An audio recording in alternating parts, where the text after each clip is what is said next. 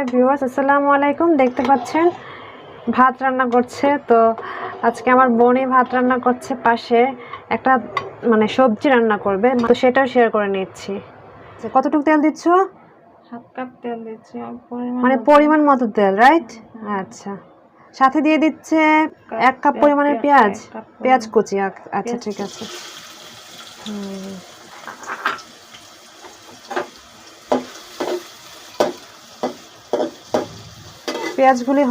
পেঁয়াজগুলি কি একটু brown colour করবা নাকি? একটু ব্রাউন কালার না? আচ্ছা ঠিক আছে, একটু ব্রাউন কালার করে নিচ্ছে ও পেঁয়াজগুলি একটু ব্রাউন কালার হলে ও মশলাগুলি দিবে। তো ততক্ষণে ব্রাউন কালার হয়ে নেয়। ব্রাউন কালার হওয়ার পর চলে আসবো, বাট ব্রাউন কালার হওয়ার আগে আমি একটু শেয়ার করে নিচ্ছি ও আজকে কি ভেজিটেবলস রান্না করতে যাচ্ছে।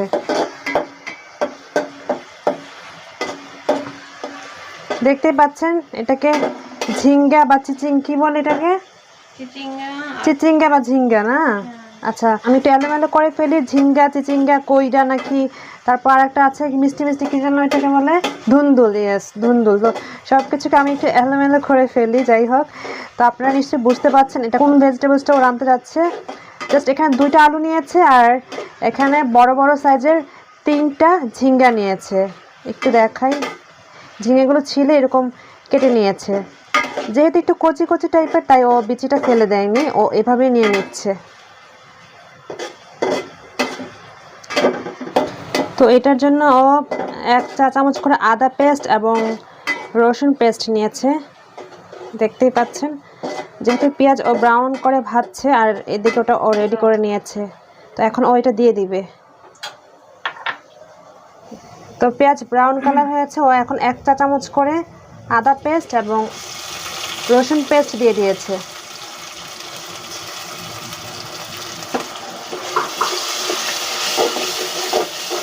ভালো করে মশলাটা কষিয়ে নিতে হবে না? এক্ষেত্রে একটা টিপস দিয়েই নেই, মশলা যত কষানো হবে তত তরকারিটা ভালো হয় আর কি। তো যেহেতু আদা এবং রসুনের একটা স্মেল আছে, ওটাকে রিমুভ করা হয় যদি ভালো করে ভেজে নেওয়া হয় তেলের উপর। এরকম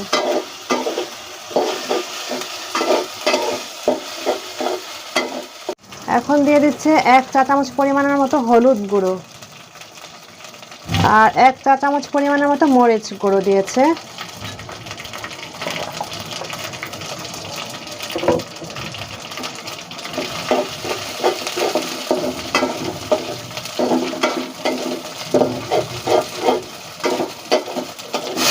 তো ও পানি দিয়ে দিচ্ছে যাতে পুড়ে না যায়, সেজন্য পানি দিয়ে দিয়েছে। এখন এ পর্যায়ে পানিটা শুকিয়ে আসলো ও তুমি ভেজিটেবলসগুলো দিয়ে দিবা না?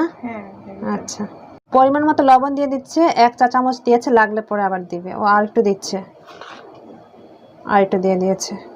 লবণটা অ্যাকচুয়ালি স্বাদ অনুযায়ী যে যেরকম পছন্দ ওইভাবে নিয়ে নেওয়া যায়, তাই না?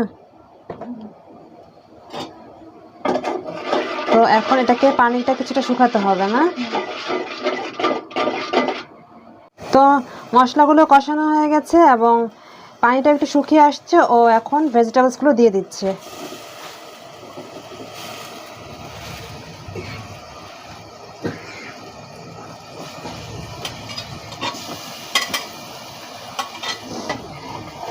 একটু নাড়িয়ে চাড়িয়ে নিচ্ছে, নেওয়ার পর ঢেকে দিবে না? ঢেকে দিবা না? কতক্ষণের জন্য ঢাকবা? 5 মিনিট।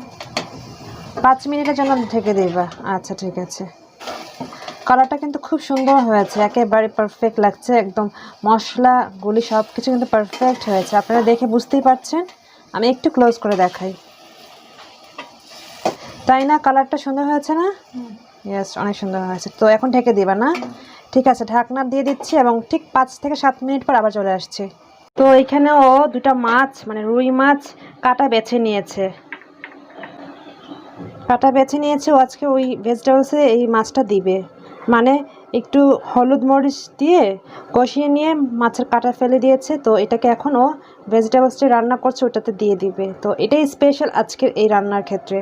অনেকে কাটা পছন্দ করেন না, তাই না? বা মাছ পছন্দ করেন, ইভেন বাচ্চারাও কিন্তু পছন্দ করে না। তো তাদের জন্য কিন্তু এই টিপসটা খুবই কাজে লাগবে, যে কাটা ছাড়া মাছ দিয়েও রান্না করা যায়। কাটা বেছে নিয়ে এভাবে করে মাছ দিলে মাছের পুষ্টিটুকু পাওয়া যাচ্ছে, সাথে খুব এনজয় করেও খাওয়া হচ্ছে, তাই না? তো যাই হোক, এখন ও এটা দিয়ে দিবে। নাও, দেখতেই পাচ্ছেন কষানো হয়ে গিয়েছে অলরেডি, পানিটাও শুকিয়ে আসছে। এই পর্যায়ে সে মাছটুকুকে দিয়ে দিচ্ছে।